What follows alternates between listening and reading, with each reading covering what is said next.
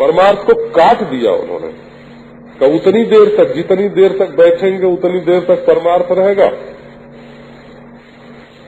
तो वही अपने चित्त को नुकीला बनाओ, ऐसा नुकीला बना, एकाग्र, एकाग्र माने नुकीला,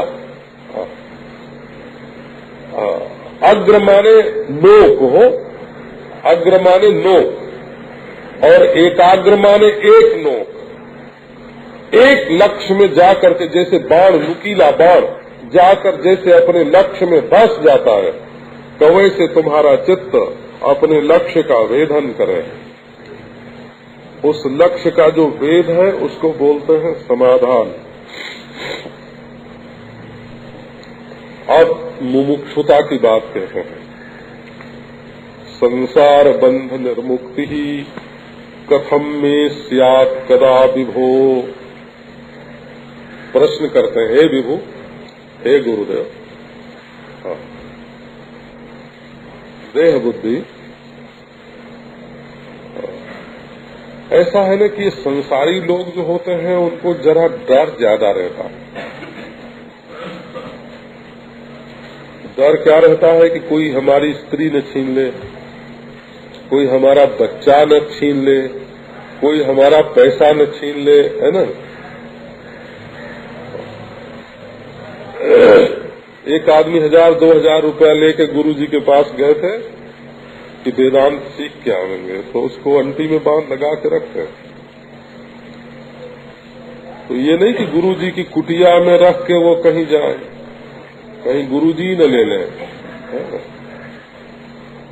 कहीं गुरुजी न ले लें भाई 1000-2000 रुपये। तो जब टट्टी वट्टी के लिए जाते थे, शौचालय जाते थे, तब भी वो उसको अपने साथ ही रख के जाते थे।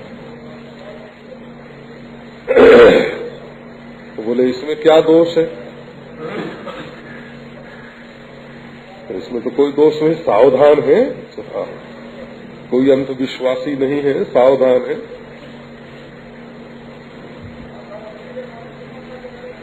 अब हम लोगों ने जो सुना है बचपन में उपदेश, सो आपको सुनाते हैं, बता। आप इसको हमारी बात मत समझिए, हमारे गुरु की समझिए, हमारे गुरु के गुरु की समझिए, है ना। हमको एक महात्मा ने कहा कि अच्छा मान लो तुम्हारे पास 5 रुपया है और मैं तुम्हारा 5 रुपया ठग लेता हूँ, सावधान, है ना, ठग लेता हूँ। अब तुम्हारे मन में हुआ दुख और मेरे ऊपर हुआ अविश्वास। हमारे गुरु ने हमसे कहा, हमारे गुरु के गुरु ने उनसे कहा था,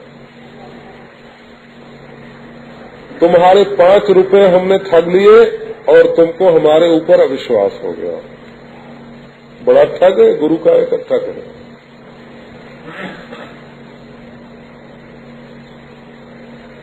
तो उन्होंने कहा कि तुम तो आए थे कि हम संपूर्ण नाम रूपात्मक प्रपंच से मुक्त होकर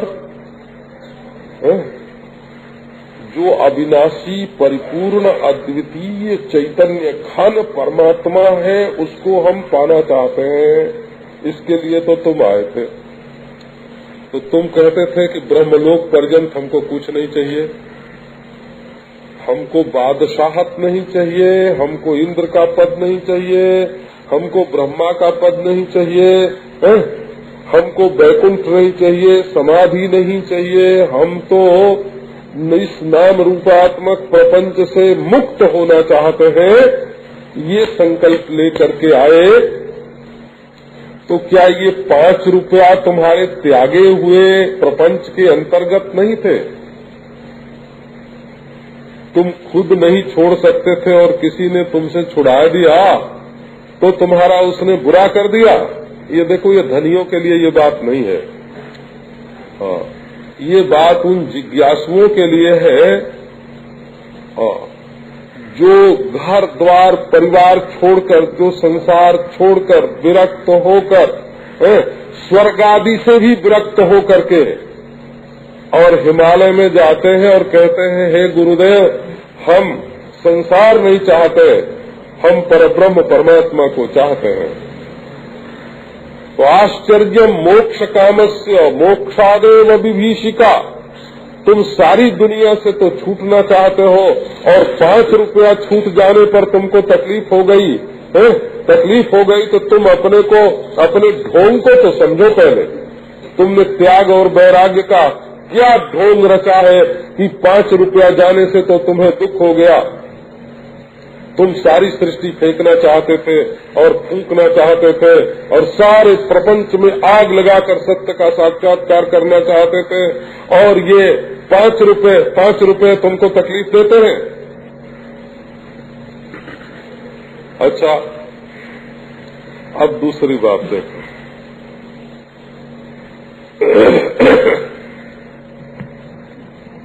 कि एक आदमी गांव में खेत में शौच जाता,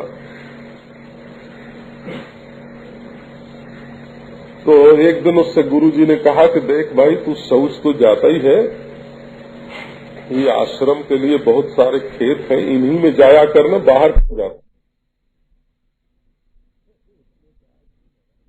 जाया कर। पहले कह रहे तू शौच जाएगा और हमारे खेत की खाद हो जाएगी। उसने कहा अरे गुरुजी बड़े लालची हैं, है? हाँ हाँ हाँ।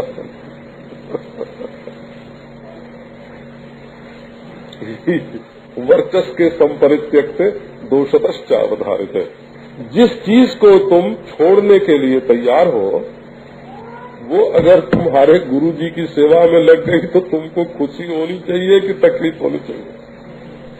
अच्छा, ये बात हम आपको लगाने के लिए नहीं कहते हैं हो, आपको इसलिए कहते हैं कि आप गुरु की निंदा सुनते सुनते, श्रद्धा की निंदा सुनते सुनते, विश्वास की निंदा सुनते सुनते जो आपका विचार एकांगी हो गया है, उसके विपक्ष में जो बातें हैं उनकी भी तो जानकारी प्राप्त करो। क्या असल में आप परमात्मा को तब तक प्राप्त कर सकते हो जब तक संसार के दृश्य पर से, विषय पर से अपनी दृष्टि और अपनी महत्व बुद्धि न हटाओ। तो संसार बंध निर्मुक्ति ही कथम में स्यात् कदा विभो। ये हम विभू शब्द का अर्थ बताना चाहते हैं। विभू माने व्यापक, विभू माने समर्थ। तो एक शिष्य अपने गुरुदेव से कहता है कि हे विभो, हे व्यापक, हे समर्थ, हे प्राणनाथ, मैं कब और कैसे इस संसार के बंधन से मुक्त होऊंगा। मुझे इस संसार के बंधन से मुक्ति कब और कैसे मिलेगी। तुम्हारे हृदय में ये प्रश्न जागृत हुआ। आप जानते हो हम काशी के रहने वाले हैं और काशी में पंडित जो है ना, ऐसे ही मिलते हैं जैसे नई दिल्ली में क्लर्क। नई दिल्ली में सड़क पर चलो तो हजारों साइकिल पर चढ़े हुए क्लर्क लोग जो है वो इधर से उधर और उधर से इधर होते रहते हैं। काशी में पंडित ऐसे ही होते हैं। वहाँ 200-500 वेदांताचार्य गली गली में मिलते हैं, जिन्होंने वेदांत की आचार्य परीक्षा पास की है। उसमें विशिष्टाद्वैत का वेदांत अलग है, अद्वैत का वेदांत अलग है, विशुद्धाद्वैत वल्लभाचार्य का वेदांत अलग है, निम्बार्क वेदांत अलग है। सबकी परीक्षा होती है अलग अलग और वेदांताचार्य लोग होते हैं। लेकिन वो वेदांताचार्य लोगों को क्या आत्मा का साक्षात्कार होता है? वेदांताचार्य परीक्षा पास लेने से आत्म साक्षात्कार नहीं होता। जिसके हृदय में मुमुक्षा उदय होते हैं, मुमुक्षा माने संसार जिसको बंधन रूप भासता है, संसार जिसको दुख रूप भासता है, संसार जिसको मृत्यु रूप भासता है, संसार जिसको बंधन रूप भासता है,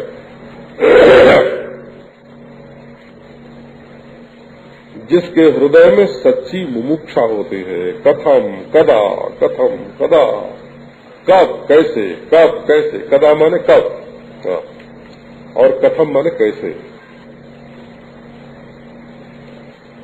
जो फंस गया, काम में मुक्ति नहीं चाही जाती, बंधन चाहा जाता है। देखो, आपके मन में काम वासना होए तो पति पत्नी का बंधे रहना आप पसंद करोगे ना, तलाक थोड़ी पसंद। अर्थ चाहते हैं तो बंधन, धर्म के साथ भी आपको बंधना होगा, रोज संध्या बंदन करना पड़ेगा, रोज यज्ञ करना पड़ेगा, रोज जप तप पूजा पाठ करना पड़ेगा। बोले आप भगवान को चाहोगे तो भगवान के साथ बंधना पड़ेगा। मोक्ष चाहना माने क्या होता है? अनंत स्वातंत्र। पर चाहना दूसरी चीज है और होना दूसरी चीज है। अनंत स्वातंत्र यदि चाहते हैं तो उसकी प्राप्ति के लिए जो साधन है, जो तरकीब है, सो करना पड़ेगा। गुरु पर श्रद्धा करनी पड़ेगी, उससे जिज्ञासा करनी पड़ेगी, विचार का मार्ग सीखना पड़ेगा। मुक्ति की इच्छा मुमुक्षा होती है। तो कब और कैसे, कब और कैसे, आपके मन में ये सवाल है। कल मैं सुना रहा था आपको, एक महात्मा से मैंने पूछा भगवान कैसे मिले।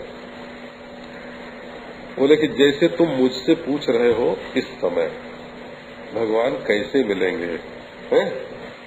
इस सवाल को, इस प्रश्न को तुम स्थायी बना लो अपने हृदय में। भगवान कैसे मिलेंगे, भगवान कैसे मिलेंगे, भगवान कैसे मिलेंगे। यदि ये प्रश्न तुम्हारे हृदय में स्थायी हो जाए तो उसके उत्तर में भगवान आके बोलेंगे ऐसे मिलेंगे।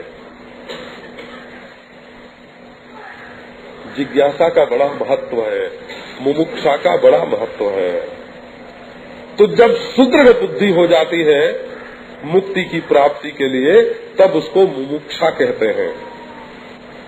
आपको ये मालूम होना चाहिए कि ये जो चार बातें बताई गई, विवेक, वैराग्य, समदमादि सत्संपत्ति और मुमुक्षा, ये चारों बहिरंग साधन हैं। लो, इतना तो जोर दिया कि श्रद्धा करो, समदमादि साधन करो, मुमुक्षु बनो।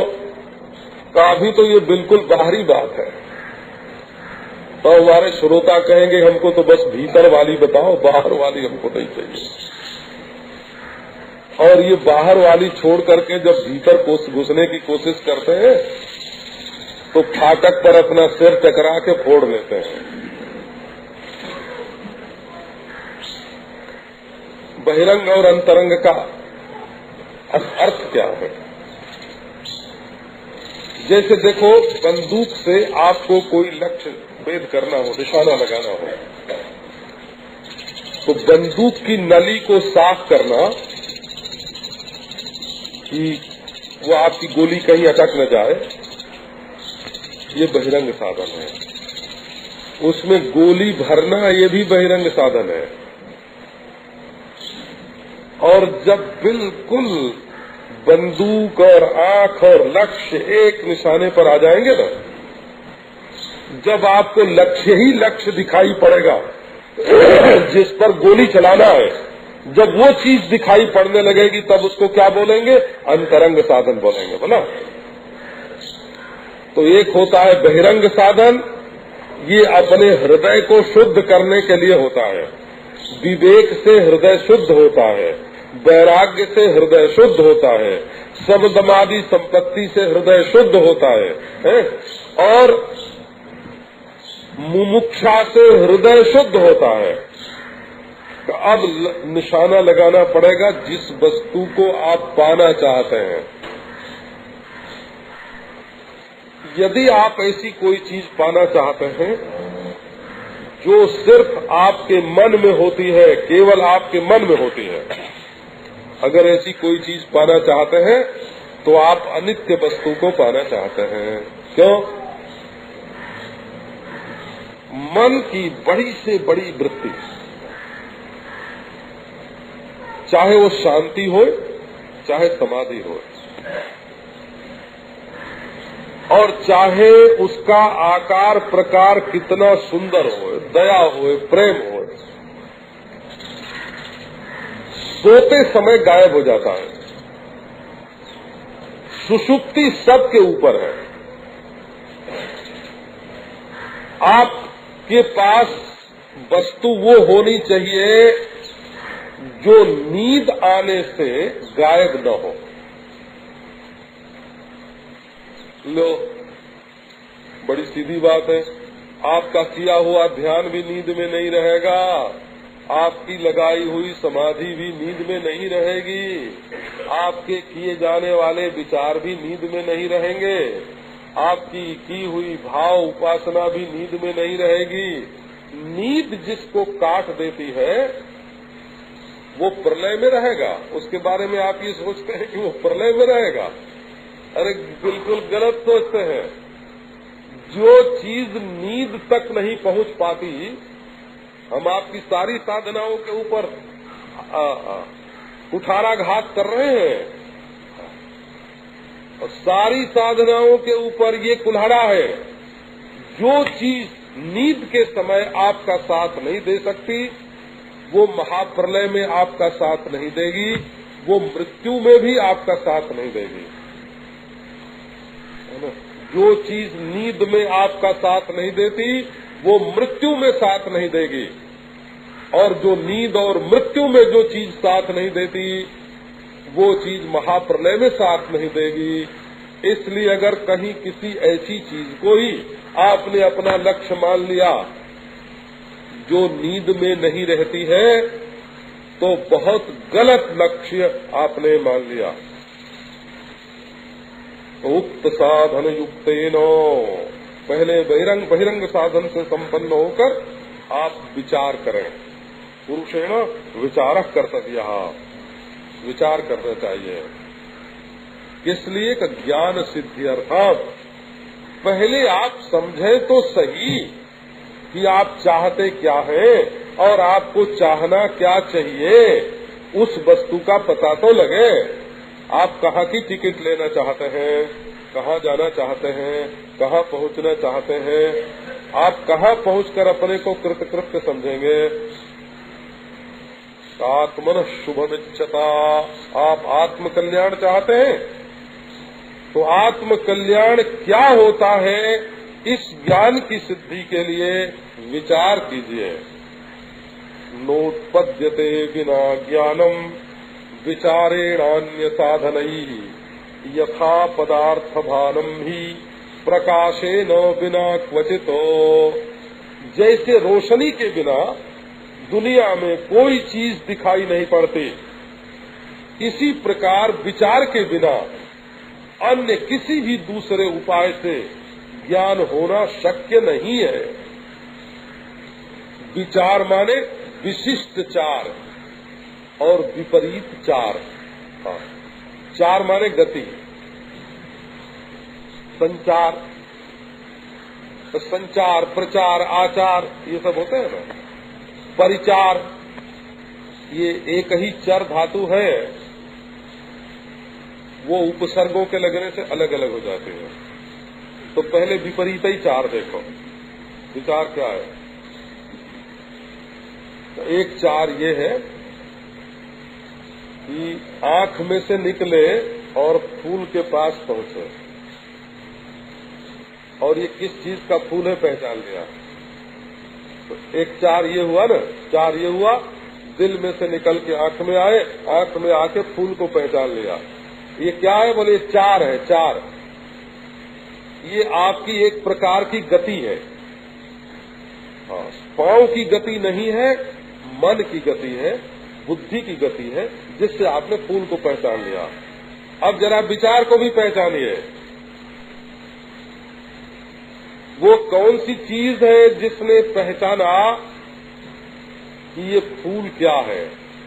बोले वो तो आंख में बैठी है। बोले ठीक है, फूल में से जरा आंख के पास आ जाइए, आंख में कौन बैठा है जो आंख से देखता है? ये विचार हो गया। विमाने विपरीत, जिधर को आंख की रोशनी जाती है उससे आप विपरीत चलिए। माने इस फूल को देखने वाली रोशनी कहाँ से आंख में से निकलती है? तो आंख में कहाँ से आती है? दिमाग में से आती है। तो दिमाग में कहाँ से आती है? इस रोशनी का स्वरूप क्या है? इस प्रकाश का स्वरूप क्या है? इस ज्ञान का स्वरूप क्या है? उपनिषदों में आपने सुना है, दक्षिणे क्षण वही पुरुषा। आंख में बैठ करके पुरुष, जैसे झरोखे में बैठ करके कोई स्त्री झांक रही हो बाहर सड़क पर, वैसे आंख के झरोखे में बैठ करके ये पुरुष बाहर की वस्तु को देखता है। वो कौन सा पुरुष है? आप ही है कि कोई और है? वो कौन सी चीज है जो आंखों में बैठ करके बाहर की चीजों को जानती है? तो बाहर की चीजों में से आंख में आइए और आंख में से आ जाइए आप अपने हृदय की कोठरी में। वहाँ कौन बैठा है? तो वहाँ अपने आपा है। विचार माने वृत्ति का अंतर्मुख प्रवाह। विचार माने बाहर की चीजों को देखने की जगह भीतर की चीजों को देखने की कोशिश, अपने आप को देखने की कोशिश, इसका नाम विचार होता है। अच्छा फिर सुना होगा।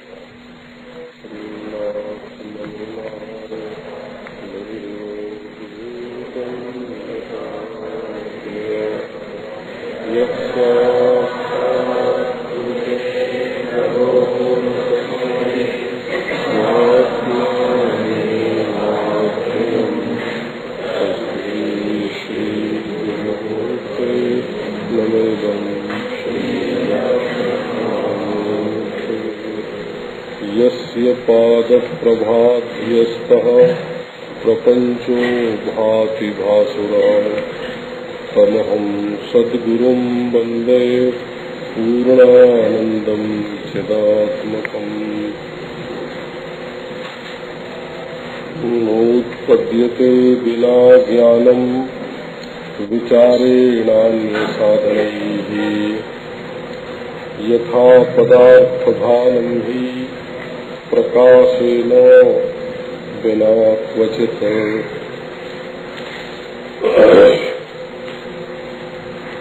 विचार की प्रेरणा दे रहे हैं। मनुष्य रोज रोज दुखी होता है और दिन भर में कई बार दुखी होता है।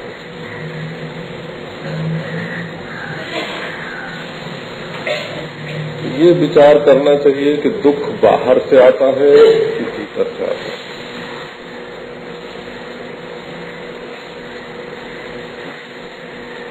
दुख बाहर होता है कि दुख भीतर होता है? अगर इतनी बात ही आपकी समझ में न आए तो वेदांत का विचार कैसे करोगे?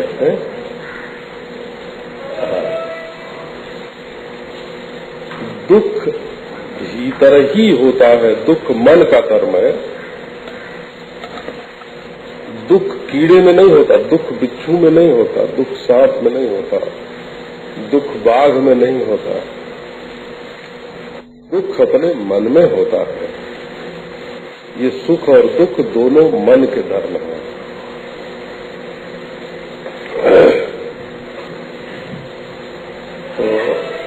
कई लोग कहते हैं कि दुनिया में ऐसा न हो तब हम सुखी होंगे, गर्मी न पड़े तब हम सुखी होंगे, सर्दी न पड़े तब हम सुखी होंगे। अब गर्मी और सर्दी रोकना तो तुम्हारे बस की बात नहीं है। तो तुमने अपने को दुख भोगने के लिए विवश कर दिया। अगर कोई ये सोचे कि रात न हो तब हम सुखी रहेंगे तो कभी सुखी होगा? रोज रोज रात आएगी, दुखी होना पड़ेगा। कोई ऐसा सोचे कि दिन बना ही रहेगा तब हम सुखी रहेंगे, तो क्या दिन कभी बना रहेगा? तो जाएगा, तो दुखी होना पड़ेगा। तो जैसे काल के किसी अवयव को हम रोक नहीं सकते, जल्दी बुला नहीं सकते, समय पर दिन आता है, समय पर रात आती है और उनको हम पार करते जाते हैं। ऐसे संसार की किसी भी वस्तु को हम रोक नहीं सकते और बुला नहीं सकते। जैसे समय की धारा होती है वैसे वस्तु की भी धारा होती है। जैसे तुम चाहो कि हम जवानी को रोक ले, न आवे न जाए, तो ये क्या तुम्हारे हाथ में है? ये तो ऐसे ही है ना। जैसे दिन को तुम रोक नहीं सकते कि हे दिन मत जाओ, वैसे अपनी जवानी को भी नहीं रोक सकते। अच्छा, वैसे ही बुढ़ापा आने को भी नहीं रोक सकते, वैसे ही मौत आने को भी नहीं रोक सकते, वैसे वियोग आने को भी नहीं रोक सकते। शरीर में झुर्री पड़ने से नहीं रोक सकते, दांत टूटने से नहीं रोक सकते, आंख कमजोर होने से नहीं रोक सकते, पेट में अपच होने से नहीं रोक सकते। तो जैसे ये सारी बातें निश्चित है ना, वैसे संसार में कुछ घटनाओं का होना भी निश्चित है। तो अब तुम विचार करो कि हम कितना दुखी होते हैं असली कारण से और कितना दुखी होते हैं नकली कारण से। तो जो चीज अशक्य है उसके लिए दुखी होना, बुढ़ापे के लिए दुखी होना, रोग के लिए दुखी होना, मृत्यु के लिए दुखी होना, वियोग के लिए दुखी होना है, ये ऐसे ही है। अशक्य प्रतिकार है। अशक्य प्रतिकार है माने जिस रोग की कोई दवाई नहीं है उसको सोच सोच के दुखी होना ये गलती है। तो आप अपने 100 में से 90 दुखों को केवल विचार के द्वारा मिटा सकते हो। आपको कपड़े के बिना दुख हो तो उसके लिए कोशिश करो, कपड़ा मिलेगा। रोटी के बिना दुख हो तो रोटी की कोशिश करो, रोटी मिलेगी। लेकिन जो दुख आपको केवल अपने मन की गड़बड़ी से होता है उसको तो आप बड़ी आसानी से मिटा सकते हैं। क्योंकि उसने ऐसा क्यों कहा हमको, उसका मुंह है, उसने कहा, उसके पास मुंह है और उसके मन में वो बात आई, उसने कह दी। वो कोई तुम्हारा मुंह तो है नहीं कि तुम उसको पकड़ लो, कि तुम्हारा मन तो है नहीं कि उसमें वो बात आई गई कर दो है? उसने कही उसका मुंह कोई तुम्हारा मुंह थोड़ा ही है कि उसने अंगूठा क्यों दिखाया। तो संसार में बहुत सारे दुख ऐसे हैं जो केवल विचार से दूर हो जाते हैं। नासमझी से जीवन में जितने दुख आते हैं उतने असली कारण से नहीं आते हैं। प्रज्ञापराध एव एषः दुःखमिति यत्। दुनिया में जिसको दुख कहते हैं वो प्रज्ञा का अपराध है, माने वो समझ का कसूर है। दिन भर में 100 बार रोना, 100 बार डर जाना, 100 बार धड़कन बढ़ जाना है और फिर ठीक हो जाना। तो विचार, दुख की निवृत्ति में विचार बड़ा सहायक है। अच्छा, एक बात और है, ये जो शरीर है ना, अगर विचार करके देखो और मालूम पड़ेगा कि तुम शरीर नहीं हो, तो शरीर के जन्म का सुख दुख, शरीर की जवानी का सुख दुख, शरीर के बुढ़ापे का सुख दुख, शरीर के रोग का सुख दुख, शरीर की मृत्यु का सुख दुख, ये भी छट जाएंगे। जैसे हवा चलने पर आकाश में से बादल छट जाते हैं, वैसे हृदय में जब विचार का उदय होता है तो ये दुख के सब बादल छट जाते हैं। देखो, तुम्हारे शरीर में कहीं दर्द हो तो डॉक्टर से दवा ले लो, एक इंजेक्शन लगवा लो, वो दूर हो जाएगा। लेकिन मन में जो तुम्हारे दुख होता है उसको दूर करने के लिए तो विचार की जरूरत है ना, सत्संग की जरूरत है, विचार की जरूरत है। जो सत्संग नहीं करेगा, विचार नहीं करेगा, वो छोटी छोटी बातों पर दुखी होता रहेगा। तो शोकस्थान सहस्राणि भयस्थान शतानि च दिवसे दिवसे मूढ़म आविशंति न पंडितम। ये महाभारत की गायत्री है। वो जैसे वेद में गायत्री है ना, तत्सवितुर्वरेण्यम, ये वेद की गायत्री है। और महाभारत की गायत्री क्या है? शोकस्थान सहस्राणि भयस्थान शतानि च दिवसे दिवसे मूढ़म आविशंति न पंडितम। 1000 बार शोक और 1000 बार भय मूढ़ के हृदय में आते हैं, विद्वान के हृदय में नहीं आते। नासमझ के हृदय में आते हैं, समझदार के हृदय में नहीं आते। इसलिए समझदार बनना जरूरी है। हो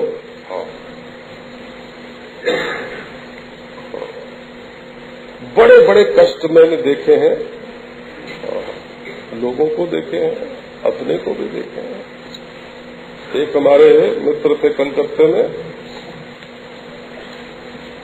उनका नाम जयदयाल कसेरा था। जयदयाल कसेरा वहाँ के बड़े संपन्न व्यक्ति, तो करोड़ रुपए बीच में हो गए थे उनके पास। अब से 40 वर्ष पहले की बात मैं आपको सुनाता हूँ। तो एक दिन पुलिस ने फोन किया कि तुम्हारे बेटे का एक्सीडेंट हो गया है। तो जवान बेटा, 30-35 वर्ष की उम्र। तो उन्होंने पूछा कि हमको साफ साफ बात बताओ। मैं उनके यहाँ ठहरा हुआ, जिंदा है कि मर गया? अब पुलिस वाले भी बताने में हिचकिचाए हो इतने जवान बेटे के बारे में, तो तुम आते क्यों नहीं? कि हम आवे कैसे? अगर जिंदा हो तो अस्पताल ले चलने की तैयारी करके आवे, और मर गया हो तो स्मशान चलने के लिए लोगों के यहाँ फोन करें और तैयारी करके आवे। एक बार हम पहले पुलिस थाने में आवेंगे और फिर तुम कहोगे तो सारी गड़बड़ी होगी। एक बात साफ साफ बता दो। बोले मर गया, तो ठीक है, तो हम घंटे भर में आते हैं, लोगों को सूचना दी। जय राम हरे जय राम हरे है। तो बाद में मैंने उनसे पूछा कि तुमको दुख नहीं हुआ? बोले महाराज, हमको एक महात्मा ने एक दिन एक मंत्र बताया था।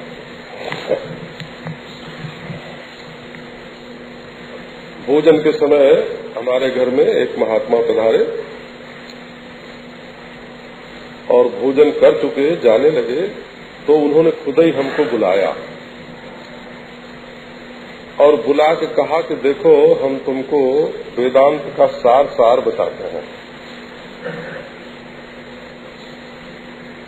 संसार में किसी चीज को मैं और मेरा समझना, इसका नाम अज्ञान है। इस देह को मैं समझना और मेरा समझना, और बाकी सारी चीजों को मेरा समझना, ये अज्ञान है। और दुनिया में किसी भी चीज को मैं मेरा न समझना, इसका नाम ज्ञान है।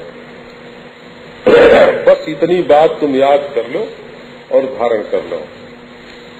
दुनिया की किसी चीज को मैं मेरा समझना अज्ञान है, और दुनिया की किसी चीज को मैं मेरा न समझना, ये ज्ञान है। तो मैंने महात्मा का उपदेश धारण किया कि मेरा कुछ नहीं है, ये शरीर भी मेरा नहीं है, एक घोड़ा है, वो बोलते थे घोड़िया है, घोड़िया, ये खोलिया है, ये घोड़िया है, ये खोलिया है। बोले तो मेरी जब कोई चीज ही नहीं महाराज तो दुख काहे का। देखो ये बात आई ना कि संसार में जितने दुख हैं वो जिसको हम मैं मेरा समझते हैं उसके बिछुड़ने से होता है, उसके मरने से होता है, उसके बेवफा होने से होता है। और ये मैं मेरा समझना ये तो अपने मन की गड़बड़ी है, भूल है, भूल। दुनिया में क्या मैं है और क्या मेरा है। तो विचार में दुख के निवारण की बड़ी भारी शक्ति है। और यहाँ तक कि विचार में मृत्यु के निवारण की भी शक्ति है। और पलटू हम मरते नहीं, साधो करो विचार, साधो करो विचार, हम ही कर्ता के कर्ता। देह मरता है, मैं नहीं मरता। देखो अंगूर पैदा होता है और खूब बढ़िया सुंदर देखने में लगता है, चम चम चमकता है, बाद में सड़ने लगता है और आग में डाल दो तो जल जाता है।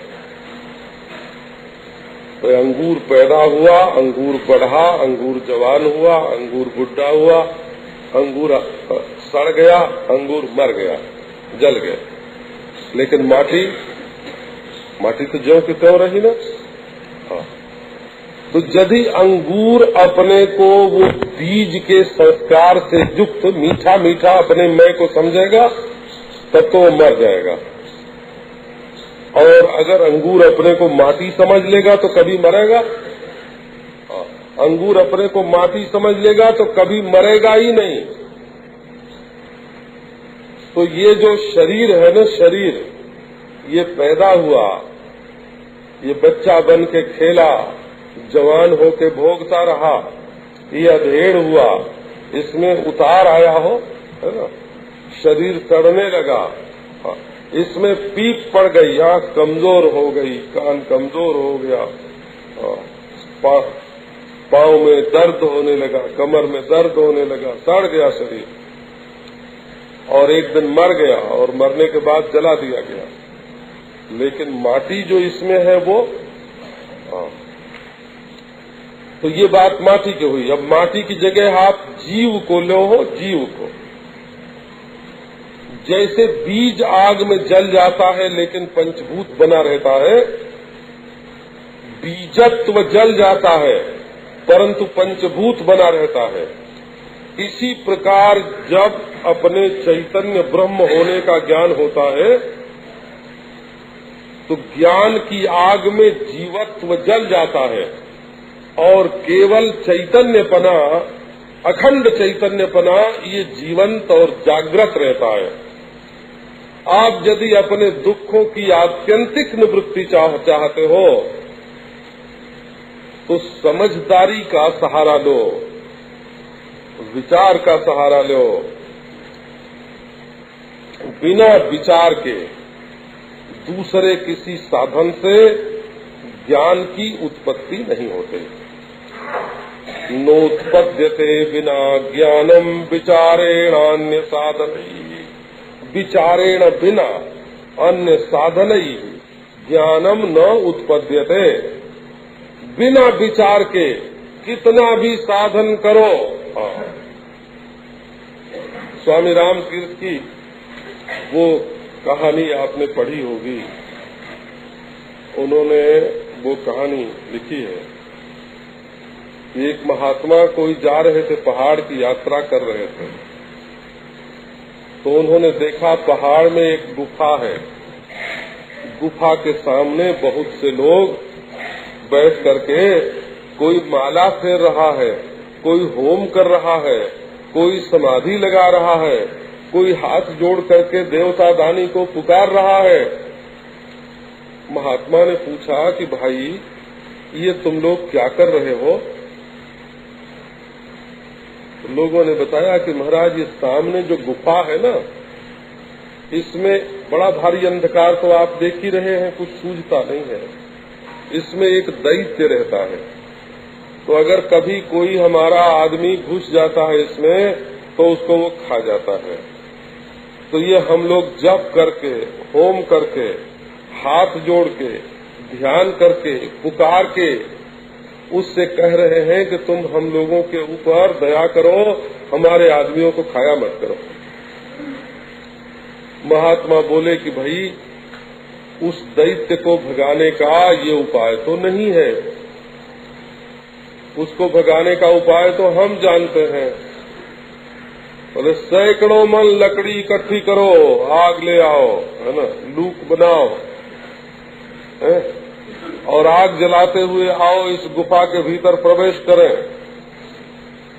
ऐसे ही किया गया महाराज। जो प्रकाश किया गया गुफा में प्रकाश का प्रबंध किया गया। तो जगह जगह मसाले जलने लगी, कहीं बिच्छू थे, कहीं सांप थे, कोई खाने वाले जानवर थे उसमें।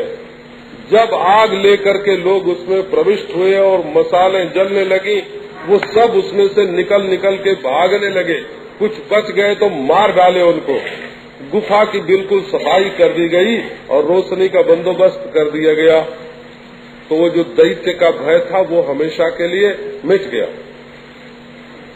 असल में तुम्हारे हृदय की गुफा में सांप, बिच्छू, भूत, प्रेत, है ना, ये शेर, भेड़िए, है ना, ये तुम्हारे दिल के गुफा में रहने लगे हैं।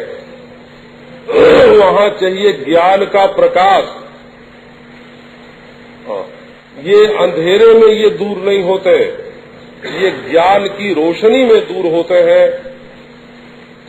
इसलिए यदि अपने दुख दूर करने हो, अपने दुख मिटाने हो, तो ज्ञान का प्रकाश लेकर, ज्ञान का मसाल लेकर चलो। यथा पदार्थभानम ही प्रकाशेन बिना क्वचित। प्रकाश के बिना क्या कहीं पदार्थ का भान हो सकता है? बिना रोशनी के कोई चीज नहीं दिखाई पड़ती। तुम असल में ऐसी चीजें मानने लगे हो, कुसंस्कार के कारण, दुर्वासना के कारण, कुसंस्कार के कारण, है ना, रूढ़ी के कारण, परंपरा के कारण। गतानुगति को लोकः, अंधे के पीछे चलने वाला अंधा। तुमने क्या अपने को सोच विचार करके कभी जीव माना है? अरे लोगों ने बताया तू जीव है और तुमने बिना सोचे विचारे मान लिया कि मैं जीव हूँ, मैं पापी हूँ। ये क्या ज्ञान से माना है? मैं पुण्यात्मा हूँ, ये क्या ज्ञान से माना है? मैं सुखी दुखी हूँ, ये क्या ज्ञान से मालूम पड़ता है तुमको? मैं स्वर्ग नरक में जाने आने वाला हूँ, ये क्या ज्ञान से मालूम पड़ता है तुमको? मैं कोई जुगनू की तरह जीव हूँ, आसमान में उड़ने वाला, ये क्या ज्ञान से मालूम पड़ा है तुमको? तो आओ इसके बारे में विचार करो। ये आत्मा का स्वरूप क्या है? कोहम कथमिदं जातम को वही कर्तास्य विद्यते उपादानम किमस्ति हो विचारः सोऽयमीदृशः नाहं भूतगणो देहो नाहं चाक्षगणस्तथा एतद् विलक्षणः कश्चित् विचारः सोऽयमीदृशः। अच्छा भाई कैसा विचार है?